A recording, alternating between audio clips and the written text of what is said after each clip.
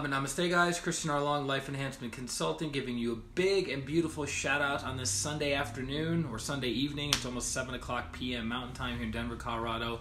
Hopefully you guys can hear me. Well, when you guys jump on, you can let me know. Upasana, can you hear me? Can you hear me clearly? Is it coming in all right? Volume going up, volume going down. Melissa, Namaste, welcome. Amara, Namaste, welcome. Thank you for your message. Jugo, Namaste, welcome. Can you guys hear me all right?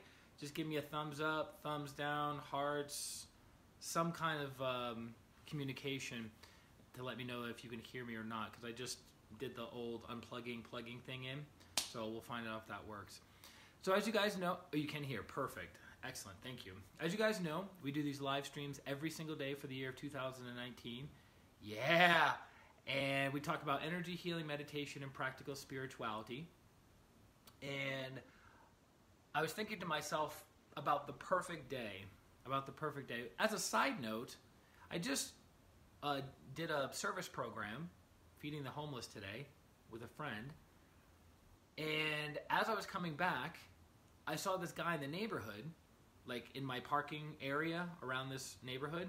And I was like, that guy looks super familiar. Come to find out, it's a friend of mine who I used to work with, and then we used to do our meditation and healing nights with each other, and I hadn't seen him in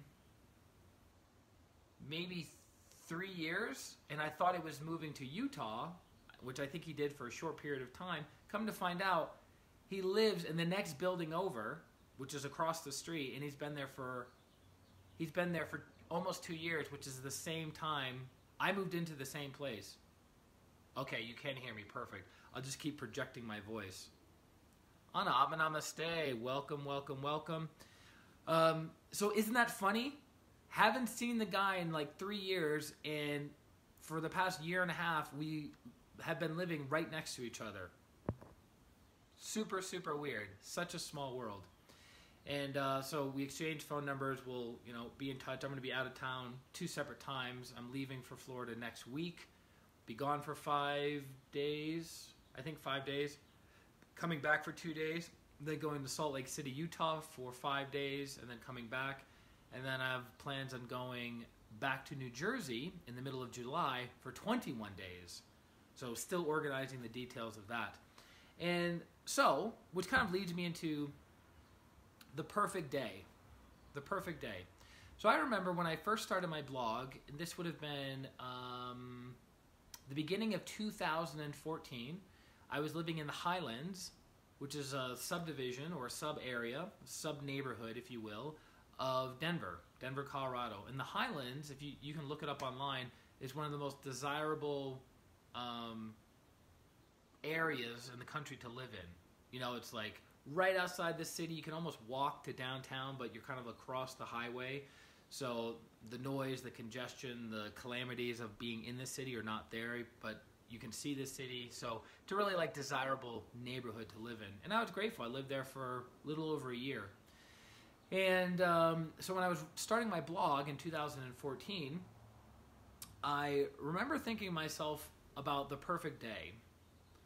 And it was part of my email signature, to your perfect day. I think I actually still have it as my email signature. I do still have it as my email signature, to your perfect day. And I was always asking myself the question, well, what makes a perfect day? Because what makes a perfect day for me is not necessarily a perfect day for somebody else. And what would, Avani, Namaste, what would I consider a perfect day now would maybe be different in a year, different in 5 years, right? So a lot of the things I hear about people with experiencing their perfect day or what that would look like is, I'd get up super early.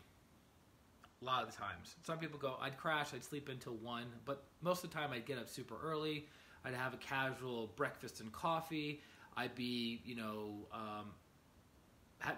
having an intimate connection with my significant other. And then I'd go to the gym. And then I would, do some creative work. And then I would do my meditation practice, and then I would, right? So they're kind of filling in the 16 hours of the day that they're awake, doing whatever they're doing, and that's good, right? And I think a lot of people, if that's what they consider to be their perfect day, doing this, doing that, doing this, doing that, I think it's quite doable for each and every person to live their perfect day.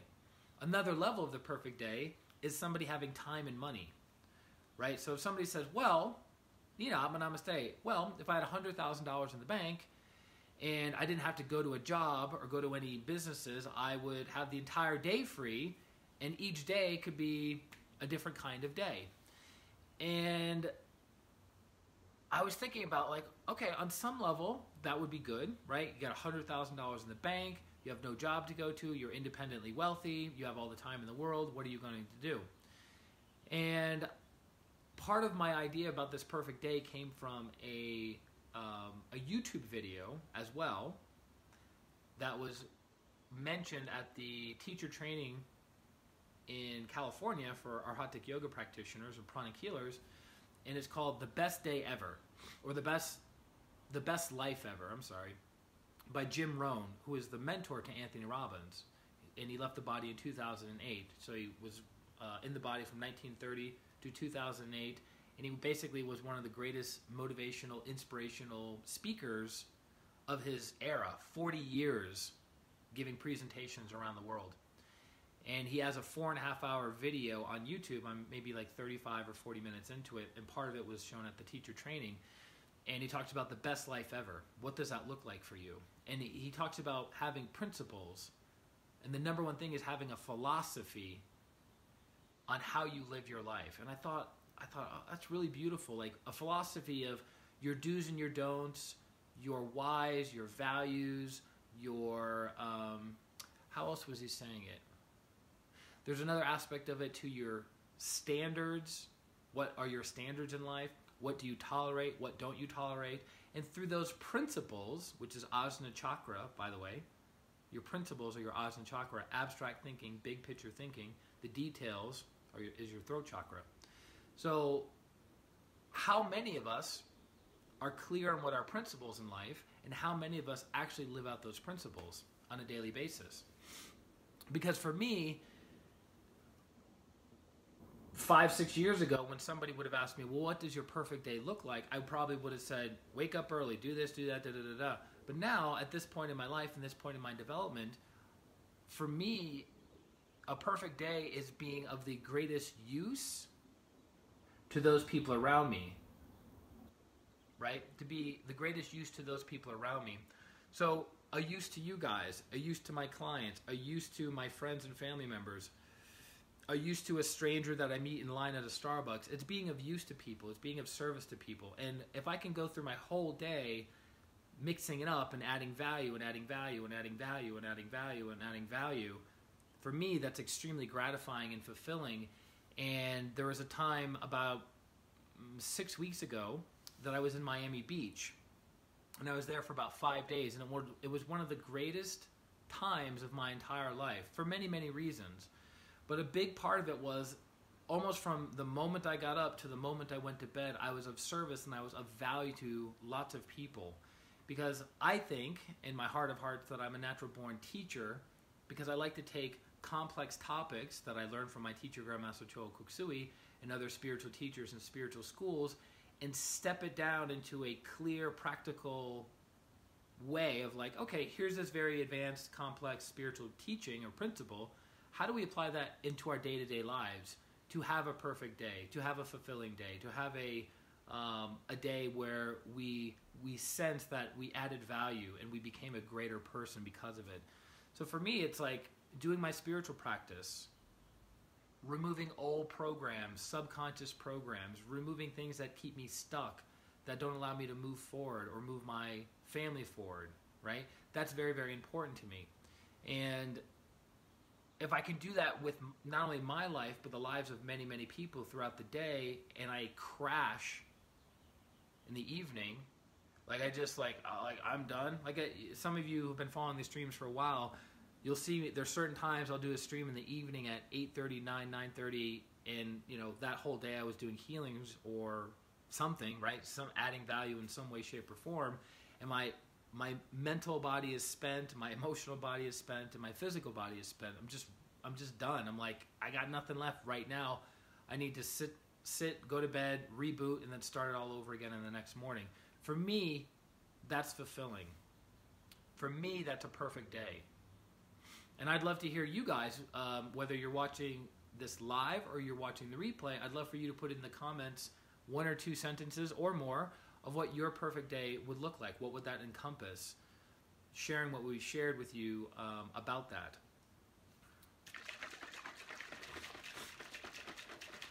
So this has spirulina in it. And if I remember correctly, Master Cho Koksui called spirulina sunlight in a bottle. Because spirulina dries out in the sun. So what does it do? It absorbs lots of sun. They freeze dry it. They put it into a powder form. Then you put it in a drink. So you're drinking this like supercharged green energy with a lot of solar energy in it too. So it's very revitalizing. Sunlight in a bottle. Isn't that like a cool expression? Sunlight in a bottle.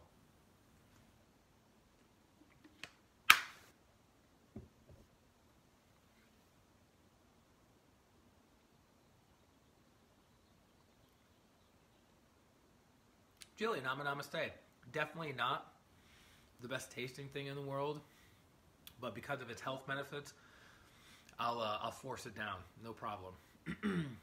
So, yeah, I just want to kind of prick your brains this evening about the perfect day and really focusing on what does a perfect day mean to you and how can you add more of those components into your day-to-day life. Because if you can make a perfect day, that means you can have a perfect week, a perfect month, a perfect year, and a perfect life. And also, to add to that, Jugo, another not easy question again, Christian. Yeah, we're definitely asking the more challenging questions, pricking the brain, making one think, right? And it's kind of like the saying, if you watch the pennies, the dollars will take care of themselves. Meaning if you take care of your days, your weeks, your month, your years, and your decades, and your life will be taken care of, versus like throwing caution to the wind, seeking pleasure versus seeking fulfillment, right? And the bigger thing that I want to emphasize for everyone watching it live and watching the replay is the external is constantly changing. You have a job, you get a better job, you lose your job. You have money in your account, you lose money from your account. You have a beautiful, loving relationship, you lose a beautiful, loving relationship. You have amazing health, your health deteriorates. It's the constant flux. It's the constant swinging of life. You're on, you're off. You're on, you're off. You're on, you're off. Right. So if we base our perfectness and our perfect days in the external world, which is constantly changing, we're going to be disappointed almost every single time. But if we can connect to the higher self through a meditation practice, through energy healing, either receiving energy healing or doing energy healing on ourselves, and by doing character building, what we're doing is we're strengthening the inner world. We're strengthening our character so that even though life is going to constantly be fluctuating, of going up and going down and going sideways and going backways and going every other way but forward sometimes, by being grounded in the soul and being grounded in what is permanent and what is eternal, we can turn imperfect days into perfect ones through our viewpoint. Because I can say, even recently, that some bad, disappointing things happened to me, that if somebody asked me the question, hey, would you add that to include in your perfect day? I'd be like, absolutely not. But because that thing happened, and because I've been given tools by my teacher to transform and transmute the lower negative situation to a priceless diamond of a lesson, it turned out to be a perfect day. So that's another aspect I would consider of a perfect day. It's not only being of service to many, many people, but also having tremendous growth and awareness around something. You know those things called ahas or eurekas? You're kind of like in the shower, you're thinking about something completely unrelated, and then bam, you get this like flash of insight of a solution to a problem you've had for months or even years.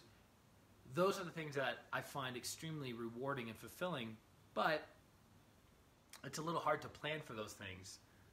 Like, all right, I'm going to plan for an aha moment, right? You just kind of do your work and, give it over to God. So, again, going back to tonight's original point, identify what a perfect day means to you. Have enough reasons as to why that is a perfect day for you, and then do the best that you can each and every day to cultivate that as a perfect day. So then you'll have a perfect week, a perfect month, a perfect year, and a perfect life, if that makes sense. And if I can assist you in that process, which I have 15 plus years of experience helping thousands of people, is sign up for a pranic healing session. Go to ChristianRLong.com, click on the tab up at the top, schedule a consultation to learn who I am and how we can work together, and if it's mutually, if we resonate with one another, because there's not a perfect fit with everybody. I don't fit everyone's personality, and everyone's personality doesn't fit mine, and that's okay. Or if you know exactly what you want healing on and you're ready to go, then you could schedule a healing. So you either schedule a free consultation or you schedule a healing. And we can absolutely assist you in the process of transforming your life from where you are to where you want to go. And today is my last day in my Saturn period. So that's exciting. And so for those of you familiar with Grandmaster Cho Kuksui's work, okay, sorry, I just had a text message come in from a client. So Grandmaster Cho Kuksu developed a class. He developed over 20 different classes. And one of the classes is called Spiritual Business Management, which is the process of how do you run your personal life and professional life using the law of cycles. The law of cycles. So meaning there are certain times to do things and there are certain times not to do things. And he bases it primarily off the Kabbalistic cycle or Kabbalistic chart, which means we have a weekly Kabbalistic cycle, we have a yearly Kabbalistic cycle, and then we have a 7-year Kabbalistic cycle. And things are changing throughout those times, right? So we have a mini cycle, we have a minor cycle, and we have a major cycle in the lifespan of us. Now there's bigger cycles, cosmic cycles, but we're part of that, but on a different level. So when you have your birthday, whatever your birthday is for that year, from the date of your birthday to 52 days out, so that block of time, you're in what is known as your sun cycle.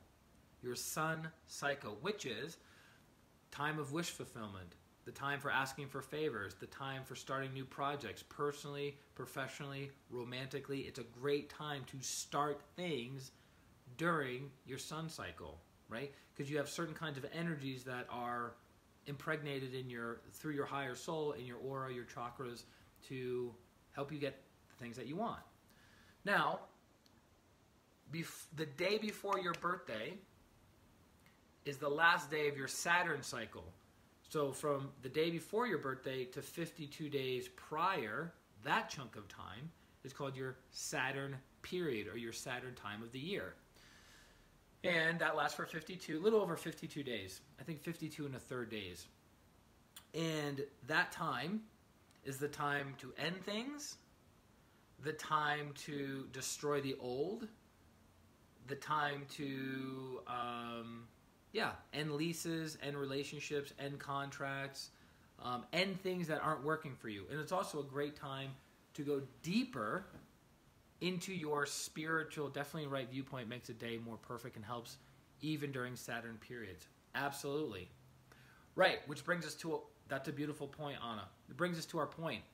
If you run into certain spiritual practitioners in, pranic healing or other schools, there's a tendency for people to be like, oh, I'm in my Saturn period, right?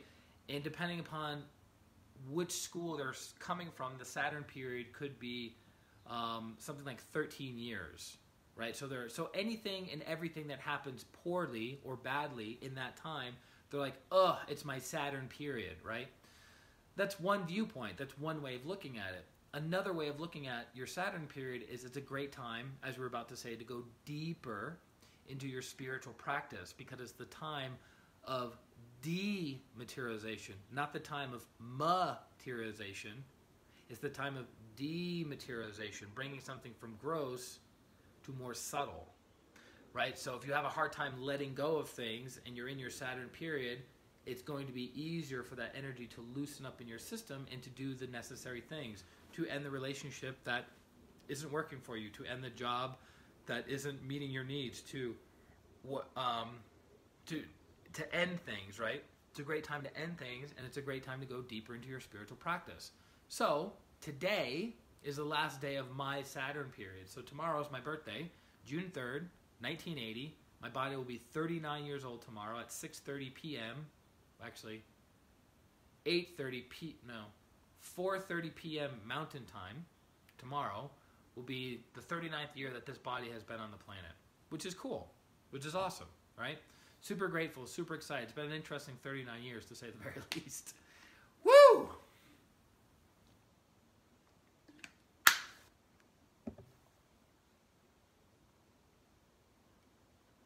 But once you know the law of cycles and the law of change, you can schedule your week, your year, and your 7-year periods to harness and optimize those energies that are within your system.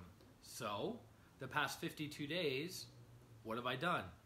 Lots and lots and lots of inner work. Lots of healing work, lots of meditation work, lots of removing old vices, weaknesses, limitations in my mental body, my emotional body, even my physical body, right? So it's been a very transformative time. So, guess what? When my sun cycle starts tomorrow, bam, can hit the ground running and materialize things that are very, very important to me. Does that make sense? And you can do the exact same thing. From your birthday, 52 days out, best time to start anything and everything. The day before your birthday and 51 days prior, that's the great time to end things. And Grandmaster Choa Kok Sui recommended not to make any long-term commitments during your Saturn period. So don't sign leases, don't sign bank agreements, don't get married during your Saturn period. Why? Because if you want something to stick, if you want something to materialize, if you want something to last, you'd want to do it at a materializing time of the year for you and your partner, or you and whoever you're doing business with, right? And so that's a little bit more complex. It's not just your energy, but it's the energy of other people. Holly, Atma Namaste. So you have to keep that in mind. Very, very important. Yeah, it's fascinating. And I think a lot of my mind is like super stimulated because one of the senior instructors was in town. He actually still is here. He's here until Monday night. I think Monday night or Tuesday morning. And he's teaching crystal pranic healing, or pranic crystal healing, advanced pranic healing, and pranic psychotherapy. 3 different classes in Denver this weekend. And one of the classes is, or that we did last night, was the Arhatic Yoga Review. So Grandmaster Choa Kok Sui developed 2 systems: the healing system, which is pranic healing, and the yoga system, which is Arhatic Yoga. And it was a great opportunity, Adab and Namaste, for us to come together. There was about 15 practitioners at this class from different parts of Denver and the surrounding cities, coming together to learn from one of the senior instructors and to ask questions, get clarity in different areas. And it was supposed to go for about an hour and a half, and it ended up going 3 hours. And it was all over the place. And I don't say that in a negative way. I'm saying he was covering this major topic and that major topic. And then he was like going deep. And then we're like, you know, stories of Master Choa that not only not publicly known, but aren't even told at a lot of the advanced classes. It was beautiful. I mean, some of the stories I've heard, because I've been around pranic healing for 15 years, and it's always an honor to hear another story of the teacher, right? Even if I've heard it before, it's like, oh, I forgot about that detail. That's another reason why Grandmaster Choa Kok Sui is an amazing human being, an amazing soul. But we talked about emotional commitment. We talked about the different energies of the cosmos. We talked about, man, there's just so much that we talked about. Vegan, Atma Namaste. Garishneth. Hope I said that right. Atma Namaste.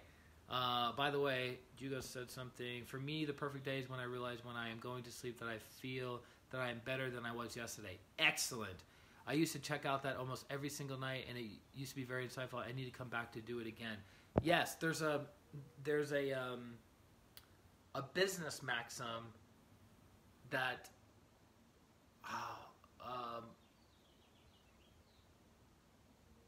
something like what's important you measure, or what you measure grows, or something about measurement. And I'm completely butchering it right now, but something about like, if you are constantly having something in your awareness, it's going to naturally expand. So if you're always looking at the numbers of your business, you can go, our sales are strong here, our marketing outlets are weak here. Okay, we need to do this for next month. We need to talk to this many people, right? So whatever. Oh, it was Peter Drucker. I even remember the guy who came up with the quote. He was like a management guru from the 70s. What you measure moves. I don't know. Just look it up. Something about measurement in business. Anyways, so what Hugo's saying is, when you're when he was doing that journaling, and when he was reviewing his perfect day, what is he putting his attention on? He's putting his attention on good things. He's like, you know what? I really enjoyed that. He's being grateful. When you practice more gratitude, more beautiful things come in from the higher soul and the great ones and our teacher, and all these different blessings come in, right? When we're like, oh, this was amazing today. That was amazing today. This was amazing today. That was amazing today. But how often do we do that? One of the homework assignments I gave to a client is I want you to write out every single day the 6 things in different areas of your life that you're working on, your goals, your objectives, right? Because how often can somebody ask us, hey, what's your health goal right now? And we're like, to feel better? To lose 3 pounds? Right? It's not very clear. It's not in us.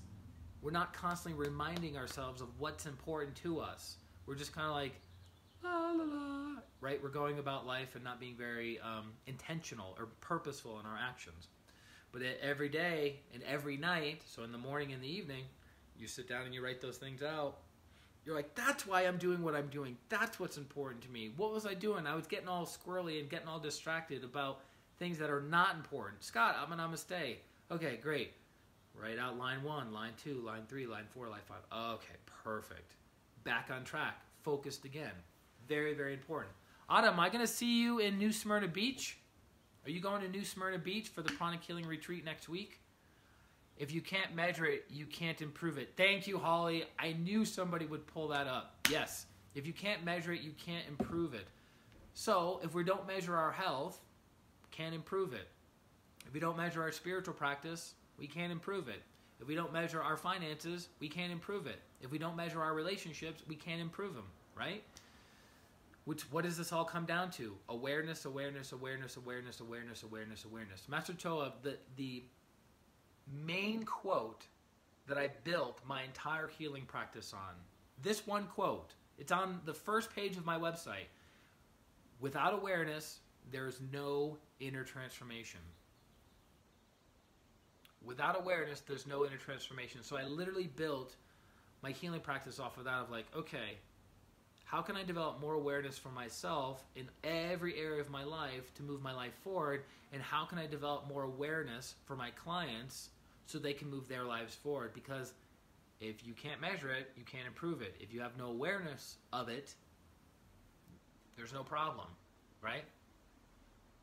The famous metaphor that I use in this example is the person who has a drinking problem who is not aware that they have a drinking problem, right? Or a shopping problem, or a sex problem, or a food problem, or a anger problem, or a drug problem, or a fill-in-the-blank problem. If we don't have awareness, we can't transform. So what do most people spend their lives doing? Avoiding awareness, running from awareness, right? But do you consider feelings to be able to be measured? Yes. Absolutely. Absolutely. For instance, how many people have said when they started dating their partner, I remember, loving my partner back in the day, and I don't feel so much love for them anymore.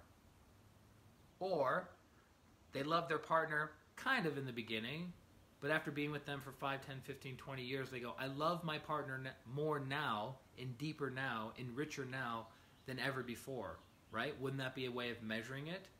So you have to have awareness. You have to have awareness. For instance, if I asked you, do you love yourself more now?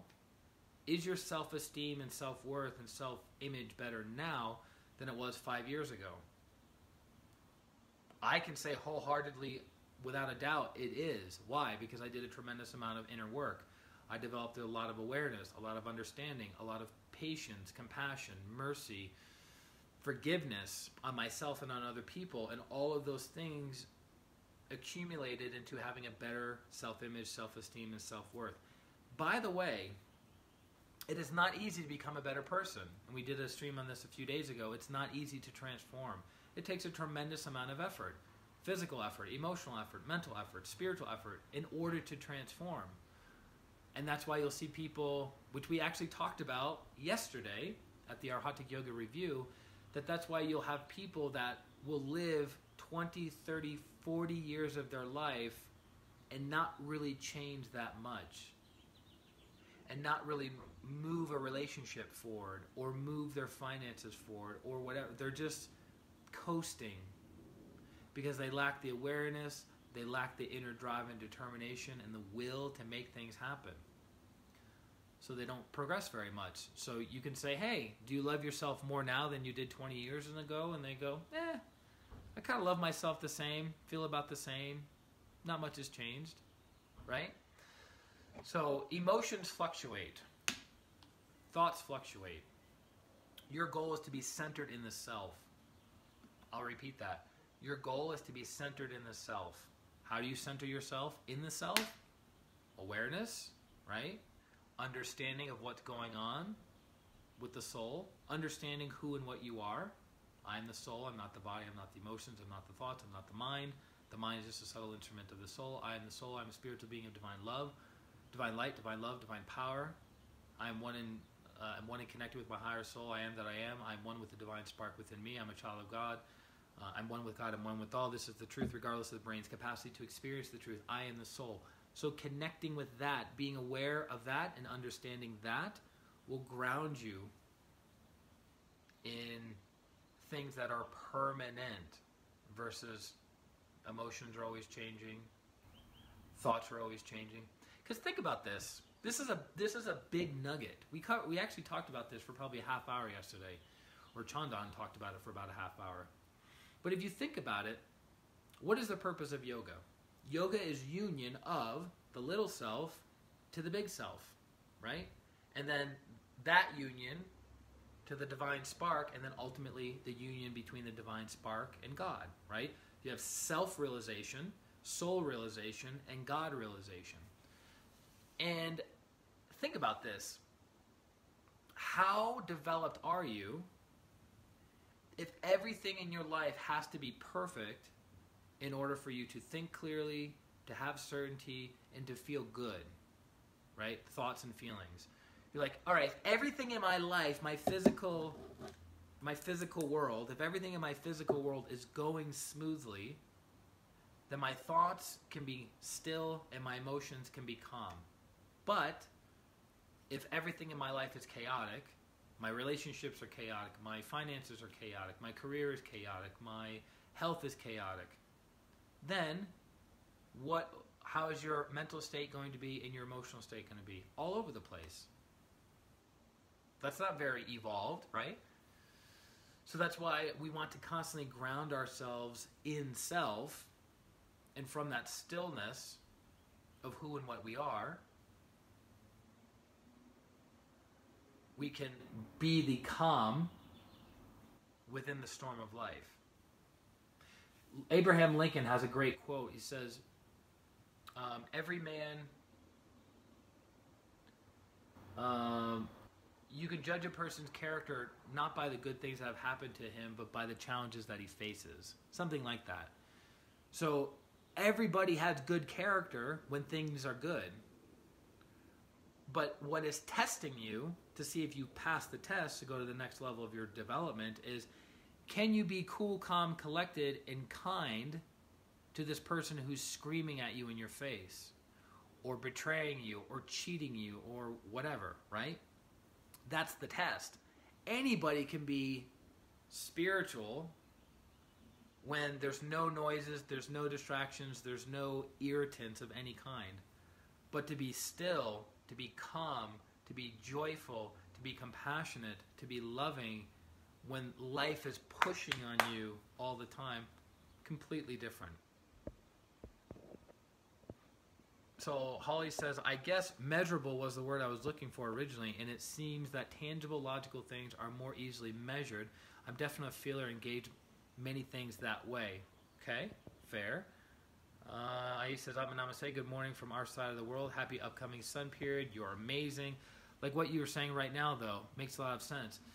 Yeah. So this was shared with by one of the master pranic healers a couple years back. That your negative emotions, I'm paraphrasing, that your negative emotions point you back to the soul. I'll say that again. Your negative emotions, your negative feelings about anything, any situation in life, point you back to the soul. Because what the soul is learning is like, wait a minute, I've been here before. I keep thinking that if I acquire this relationship, this job, this living situation, this amount of money, this, if I acquire this, that will make me happy. And as the soul has many of those experiences, lifetime after lifetime after lifetime after lifetime after lifetime after lifetime after lifetime, it starts to realize, wait a minute, the thing that I acquire gives me a little bit of satisfaction, a little bit of joy, a little bit of happiness, a little bit of fulfillment, but guess what? It's not lasting. It's fleeting. It's impermanent. So after a period of time, the soul of the person starts going inward. Hey, there's that jealousy feeling. Inward. There's that anger. Inward. There's that whatever, because we stop looking at the external world to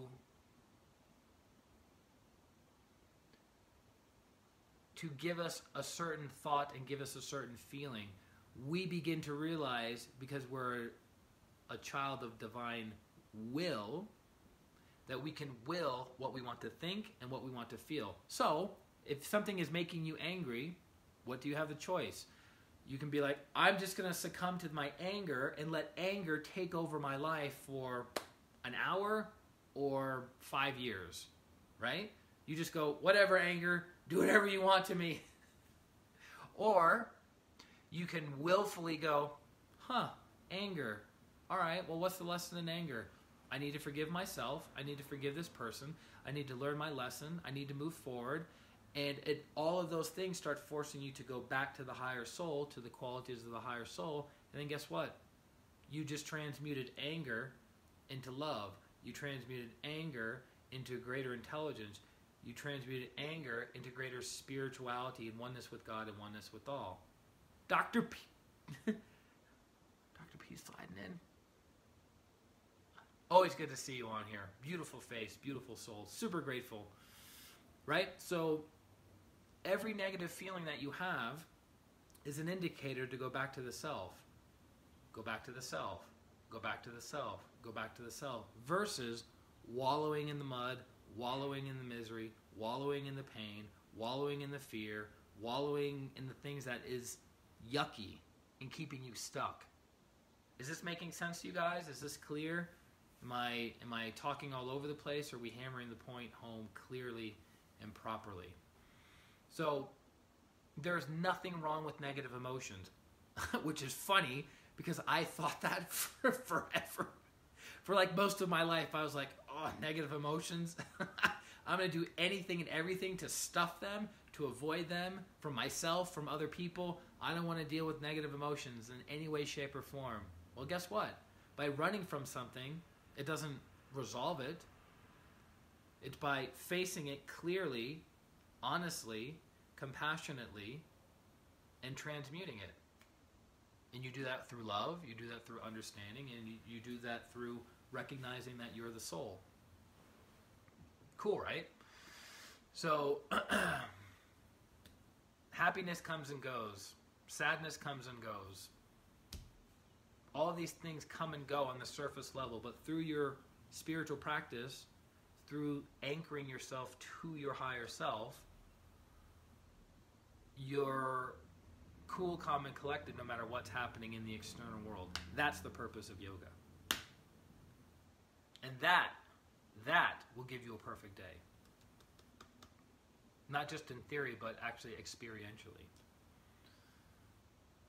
It's funny, I used to think so many things needed to happen in the external world in order for me to have a quote-unquote perfect day, but because of the inner work that I've had the opportunity to do and the teachings I've received and blessings I've received and healings I've received over 20 years, I now realize it's more and more and more an inside job. So if I do the inner work properly, no matter what's happening, it's still a perfect day. Because it's in alignment with the lessons to move me forward, to become a better person. Ta-da! Does that make sense? We kind of added an extra topic for today, but we tied it back to the perfect day. So, on that note, thank you guys very, very much. I'm going to sign off and do my final meditation practice in my Saturn period and accomplish a goal that I've been wanting to fulfill. I attempted it 4 years ago and didn't fulfill it completely. And it's something I've wanted to fulfill for about 12 years. So tonight will be the last day of doing that, and I will have fulfilled it. Shannon to the penny. Atma Namaste. Judah says, in any case, not having negative emotions is impossible anyways. I guess we don't have any other choice other than to face them. Yeah. And the interesting thing about the negative thoughts and negative emotions that we have compared to the soul, they are minuscule. You're very welcome, Holly. I hope you enjoyed it. Not only I hope you enjoyed it, but I hope you apply it. That's why we call this practical spirituality. I'm all for like studying high-level things, but if I can't figure out how to take that high-level concept and put it into my day-to-day life, it's just mental, well, you know the word I'm looking for, mental something something. It has to be practical. It has to be applicable to our day-to-day lives. Otherwise, what's the point? But glad you enjoyed it. Glad you were on. That being said, guys, have a beautiful, phenomenal, off-the-chain Sunday or wherever you are at this time of the recording. And looking forward to starting a super powerful, phenomenal sun period tomorrow. Judah says, even St. Francis had then, but he defeat them. With a great soul, it was easier to control his mule. Yes, right, the physical body. Mule, I'll feed you later. Mule, I'll feed you later. Yeah, and that's ultimately what a saint is. A saint is someone who has a high degree of oneness of the incarnated soul, which is the physical body, the emotional body, the mental body, and then the higher soul. So the higher soul of a saint is controlling all the vehicles. So instead of them like, oh, I'm not feeling very good today, I'm going to sleep in, I'm going to whatever, their higher soul's like, we got work to do. Get your butt out of bed. I don't care how you feel. You're worried about this? Don't care. This is the work that we have to do. Let's go. Imagine that. Imagine like having a taskmaster that is pushing you relentlessly every single moment of your life. Imagine that. That's the higher soul, when the higher soul has a high degree of control over the physical, emotional, and mental bodies.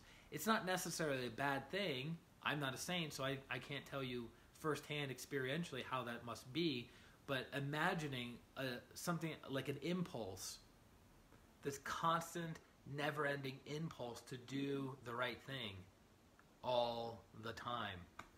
So that's why we don't become saints by accident. All right, guys. Have a beautiful Sunday, a beautiful week, and a beautiful life. This is ChristianRLong signing out.